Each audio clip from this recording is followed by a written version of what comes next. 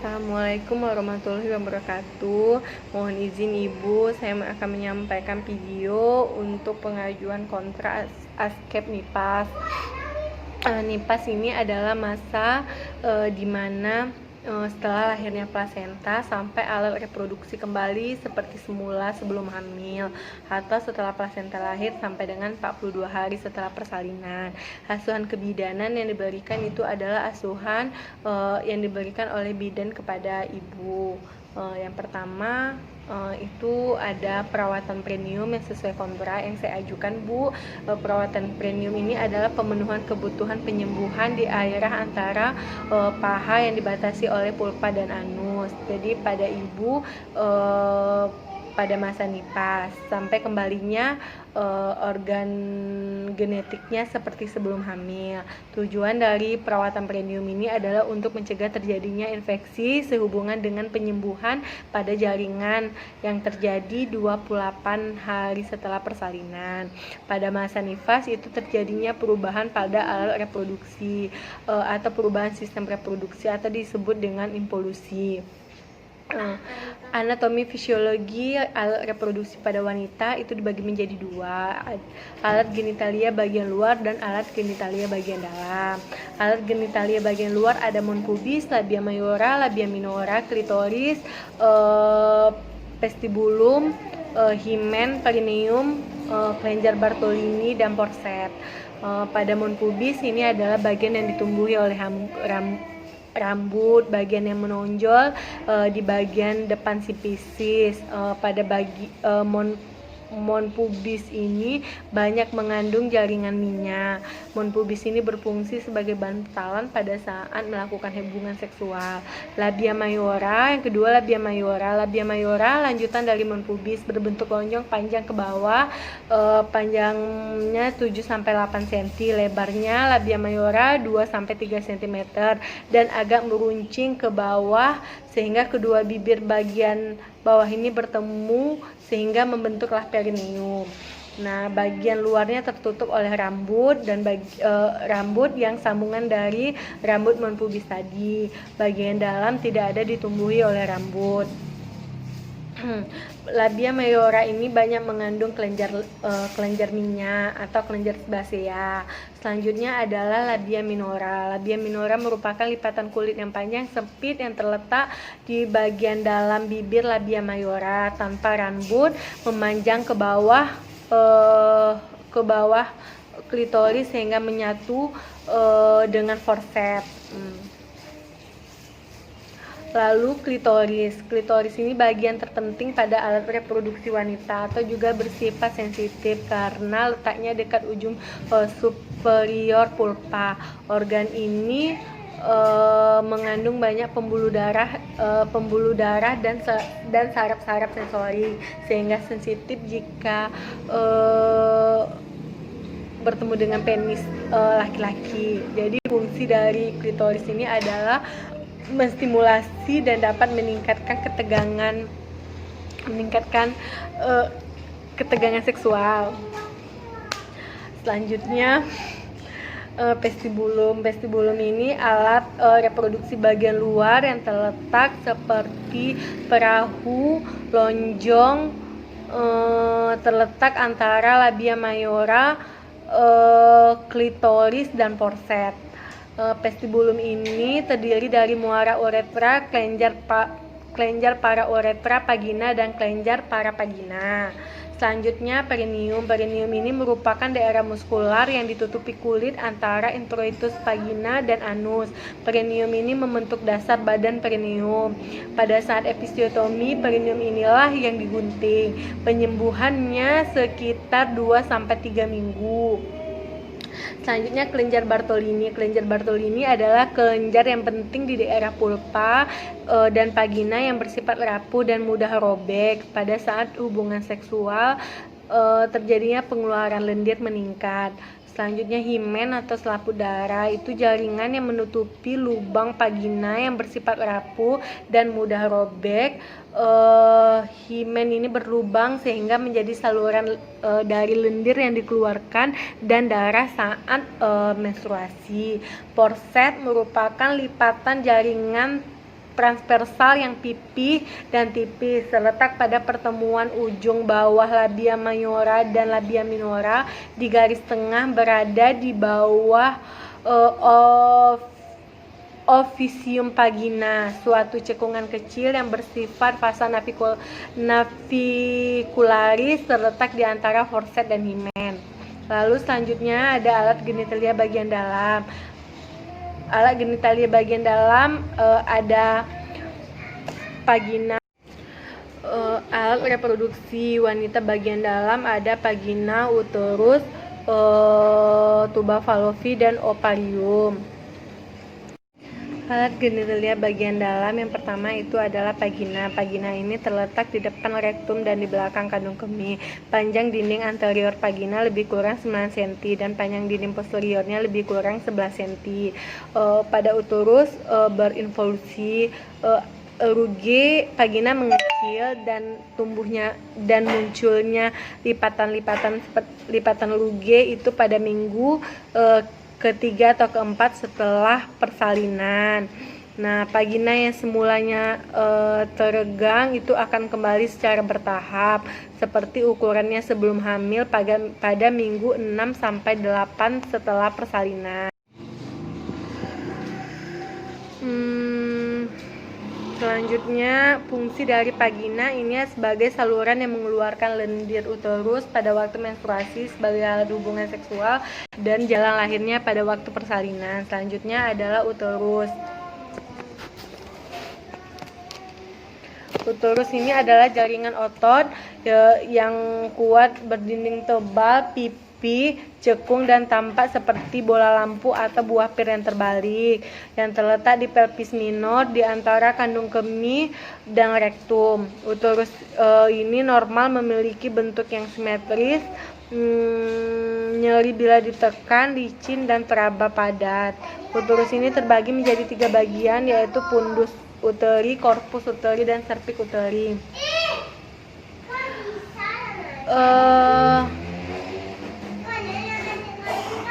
Dinding uterus ini terdiri dari 3 lapisan, yaitu lapisan perimetrium, myometrium, dan endometrium.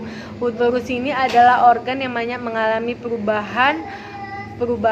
Uterus mengalami involusi kembalinya uterus ke kondisi sebelum hamil dengan berat sekitar 60 gram. Jadi uterus itu jika tidak hamil, berat uterus itu sekitar 60 gram. Pada hamil, uterus itu beratnya mencapai 1000 gram. Jadi setelah 6 minggu pasca persalinan, beratnya berkurang hingga mendekati ukuran sebelum hamil. Fundus uteri akan teraba setinggi umbilikus. Lapisan endometrium akan mengalami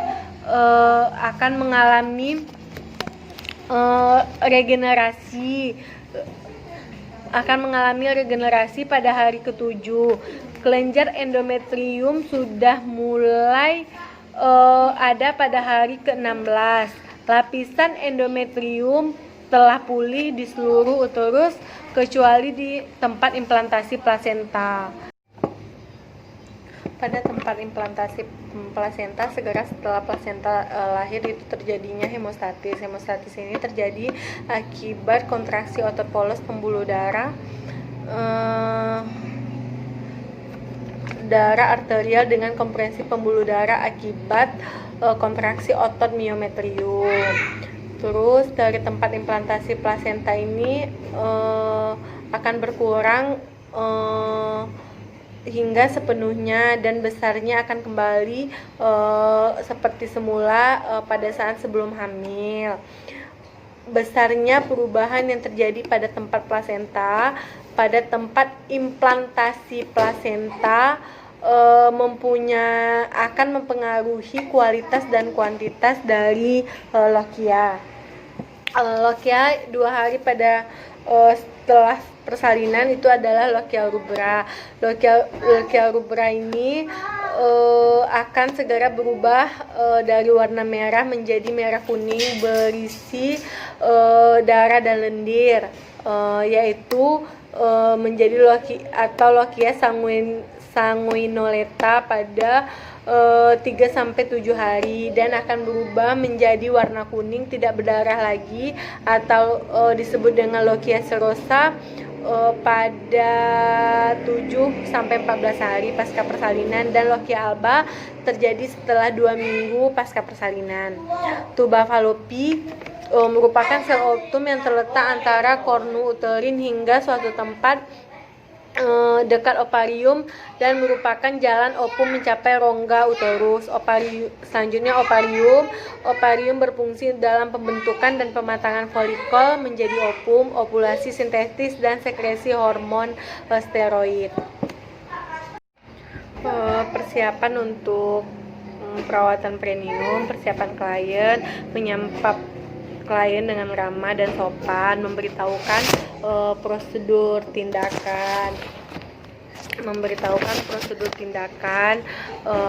tujuan dan prosedur tindakan, lalu mengatur posisi klien senyaman mungkin. Alatnya itu pispot, botol berisi air, sabun mandi cair, pembalut yang baru, celana dalam, kom, sarung tangan, betadin, dan kasa. Persiapan lingkungan: jendela, tutup jendela, pintu, gorden, udara dan pencahayaan yang mendukung. Penolong menggunakan APD. Prosedur tindakan, persiapan klien: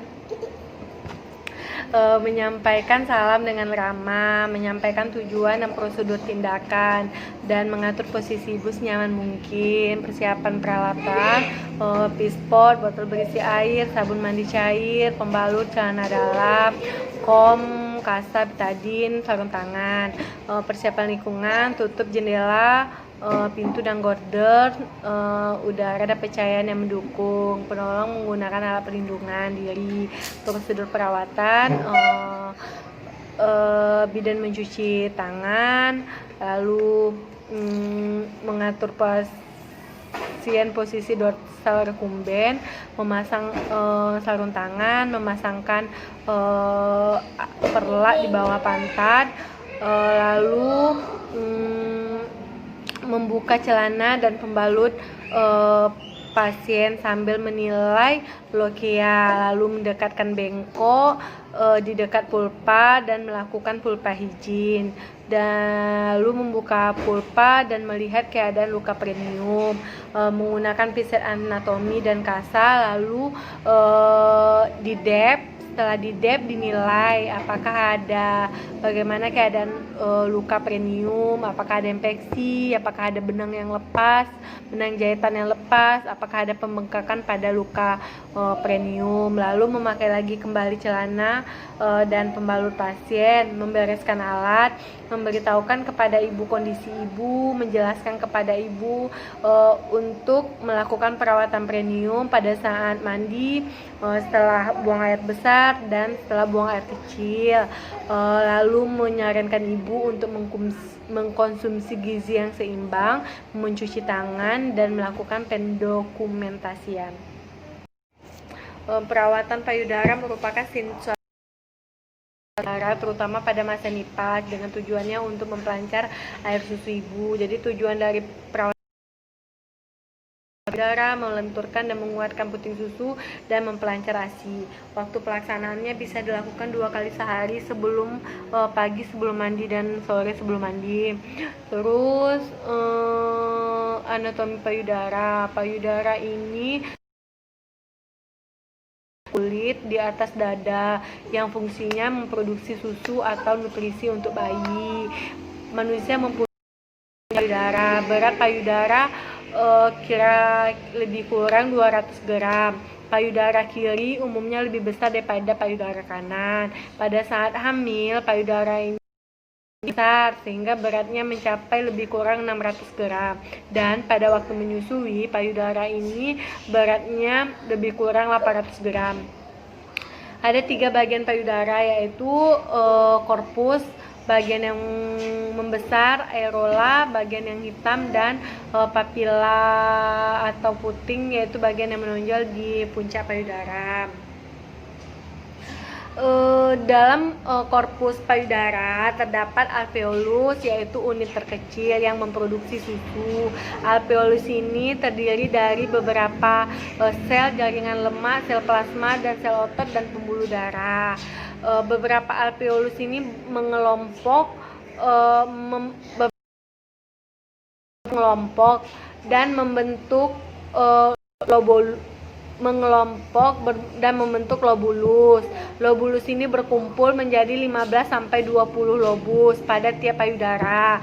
Dari alveolus, ASI disalurkan ke saluran yang kecil, ke dalam saluran yang lebih kecil yang disebut dengan ductulus. Kemudian beberapa saluran kecil ini bergabung dan membentuk saluran yang lebih besar yang disebut dengan ductulus lactiferus. Nah, di bawah areola, sel yang besar ini melebar, disebutlah sinus lactiferus.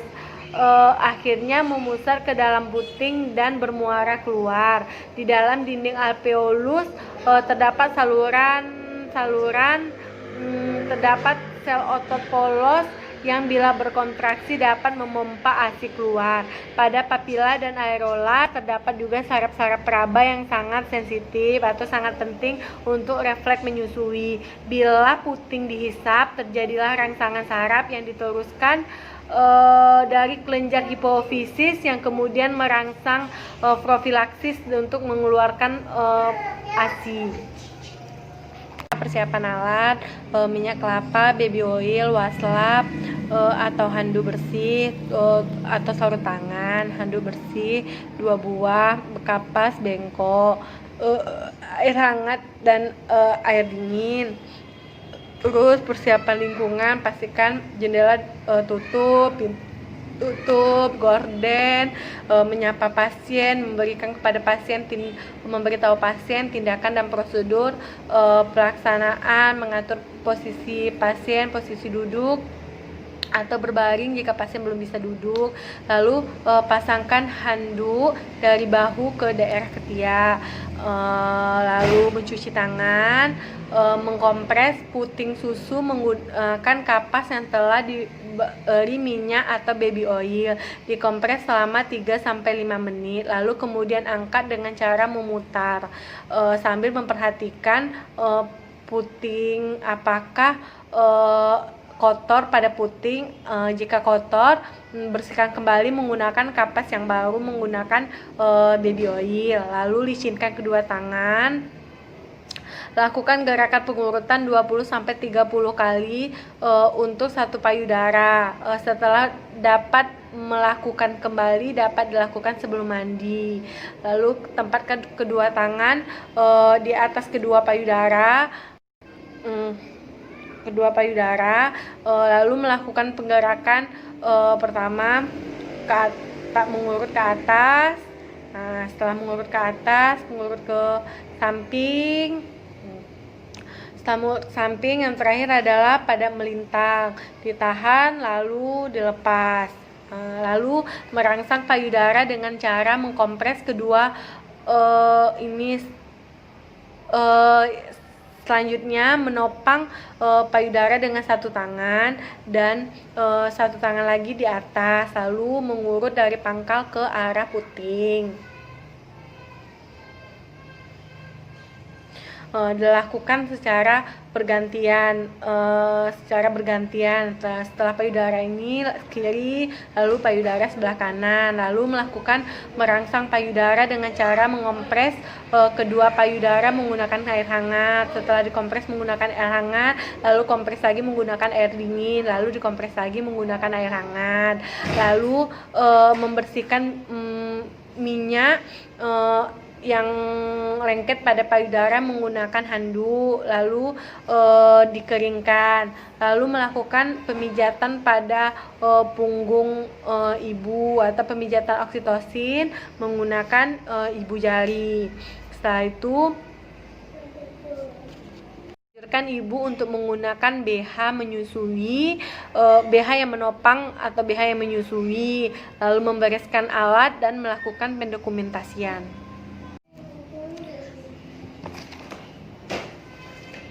adalah cara memberikan ASI kepada bayi dengan perlekatan dan posisi ibu dan bayi yang benar. Tujuannya adalah untuk merangsang produksi ibu, memperkuat refleks menghisap bayi. Persiapan alat adalah kursi sandaran, bantal, penyangga kaki, celemek bayi. Siapkan lingkungan yang aman, bersih, dan nyaman. Ibu diminta untuk mencuci tangan sebelum menyusui bayinya, lalu membersihkan daerah areola. Sebelum menyusu, keluarkan sedikit ASI, lalu basahi areola dan puting susu. Tujuannya untuk desinfektan dan menjaga kelembapan puting susu. Nah, bayi diletakkan menghadap ke arah ibu, menghadap ke arah payudara dan menghadap ke arah perut dan payudara ibu. Ibu duduk atau berbaring santai. Bila duduk, ini gunakan kursi yang rendah. Usahakan kaki jangan tergantung. Jika kursinya tinggi, ini alasi atau batasi alasi kaki sehingga kaki ini tidak bergantung. Bayi dipegang dengan satu tangan, kepala bayi terletak pada lingkungan siku ibu dan bokong bayi terletak pada lengan ibu. Nah, kepala bayi tidak boleh tengadah dan bokong bayi di telapak tangan ibu. Nah, bayi dipegang dengan satu tangan, kepala bayi terletak pada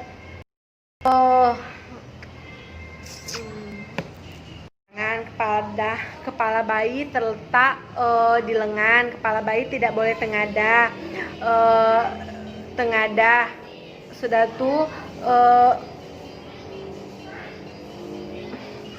pantat bayi terletak di telapak tangan ibu. Satu tangan bayi diletakkan di belakang kepala bayi dan bayi dipegang dengan satu tangan. Kepala bayi tidak boleh tengadah. Bayi menghadap ke perut dan payudara ibu.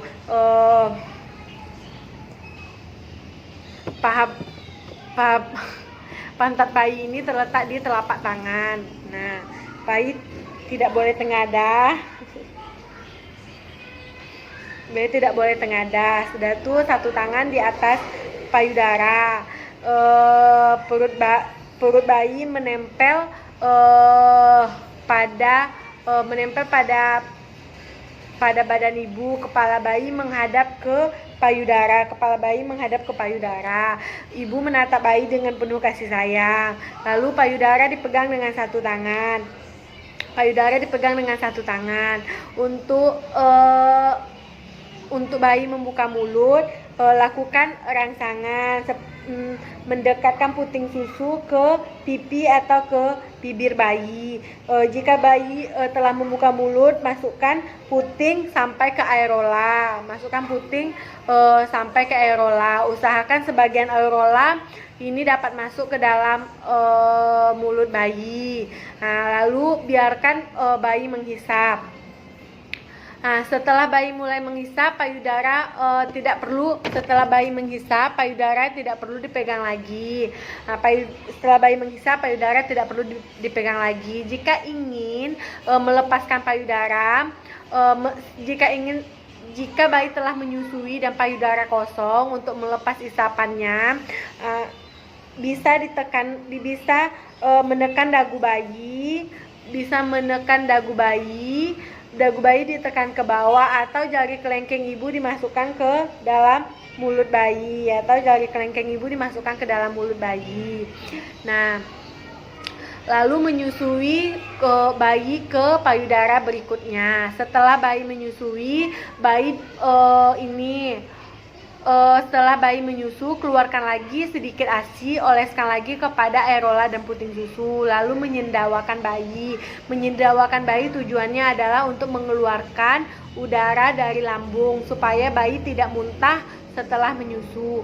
Untuk menyendawakannya biasanya bayi digendong tegak, Lalu bersandar pada bahu ibu, ditepuk-tepuk punggungnya perlahan-lahan sampai bayi bersendawa, atau bisa juga bayi diletakkan di paha ibu bayi tidur tengkurap di pangkuan ibu, kemudian punggungnya ditepuk perlahan-lahan sampai bayi bersendawa. Senam nipas. Senam nipas adalah senam yang diberikan kepada perempuan setelah melahirkan pada masa nipas. Waktu dilakukan senam nipas adalah 1 bulan atau 6 minggu setelah persalinan. Setelah persalinan bisa dilakukan pagi atau sore hari dengan syarat telah memberikan ASI kepada bayinya dan 1-2 jam setelah makan. Tujuan dari senam nipas ini sangat berfungsi bagi semua sistem tubuh, terutama pada usus, vagina, kandung kemih, sirkulasi darah, paru, dan bagian ekstremitas, dan dapat mencegah terjadinya pembengkakan pembuluh darah tungkai dan membantu ibu menjadi lebih sehat. Sebelum melakukan senam nipas, ibu dilakukan dulu pemeriksaan tekanan darah dan pemeriksaan nadi. Tahapan pelaksanaan senam nipas pada hari pertama: tidur telentang, rileks, tarik napas melalui hidung, tahan sampai hitungan 5 atau 8 kali, lalu keluarkan melalui mulut. Lakukan 5-10 kali. Dalam posisi tidur telentang. Kedua, masih dalam posisi tidur telentang, kedua kaki pada hari kedua, posisi tidur telentang, kedua tangan dibuka lebar sejajar dengan bahu, kemudian pertemukan kedua tangan tersebut di atas muka. Lakukan 5-10 kali. Pada hari ketiga, masih dalam posisi telentang, kedua kaki diangkat, dibengkokkan sehingga telapak kaki menyentuh lantai. Lalu angkat pantat ibu dan tahan sampai hitungan 5 atau hitungan 8. Lakukan 5-10 kali.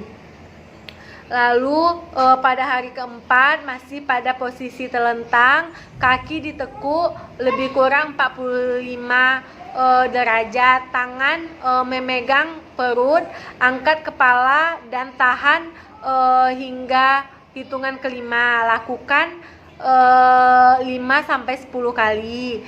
Lalu pada hari ke-5, masih dalam posisi telentang, satu kaki ditekuk, angkat tubuh, tangan yang berseberangan menyentuh, usahakan tangan yang berseberangan menyentuh kaki yang ditekuk. Usahakan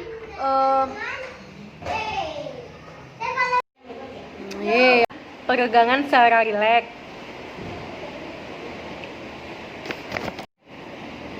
Pada hari pertama, lakukan peregangan secara rileks. Posisi tidur telentang, tarik napas, ambil napas melalui hidung, tahan sampai hitungan 5 atau 8, lalu hembuskan, keluarkan melalui mulut. Lakukan 5-10 kali. Pada hari kedua, masih dalam posisi telentang, tangan direnggangkan sejajar dengan kepala, lalu tangan dipertemukan di depan muka. Lakukan 5-10 kali. Pada hari ketiga, tekuk kedua kaki sehingga kaki menyentuh lantai. Terus angkat pantat ibu sampai hitungan 5 atau 8. Angkat pantat ibu, tahan sampai hitungan 5 atau 8, lakukan 5-10 kali. Pada hari keempat, masih dalam posisi telentang, kaki ditekuk, lalu tangan memegang perut ibu, angkat kepala dan tahan sampai hitungan kelima, lakukan 5-10 kali. Pada hari kelima, masih dalam posisi tidur telentang, satu kaki ditekuk, angkat kepala dan badan. Usahakan tangan yang berseberangan menyentuh kaki yang ditekuk. Pada hari ke-6 masih dalam posisi telentang, tarik kaki sehingga membentuk sampai ke paha sehingga membentuk sudut 90 derajat. Lakukan gerakan 5-10 kali. Pada hari ke-7 masih dalam posisi telentang, gerakkan kaki secara bergantian mengangkat mengangkat kaki 20-30 cm dari permukaan lantai. Lakukan 5-10 kali. Pada hari ke-8 posisi seperti merangkak. Kemudian gerakkan perut ke atas. Lakukan 5-10 kali.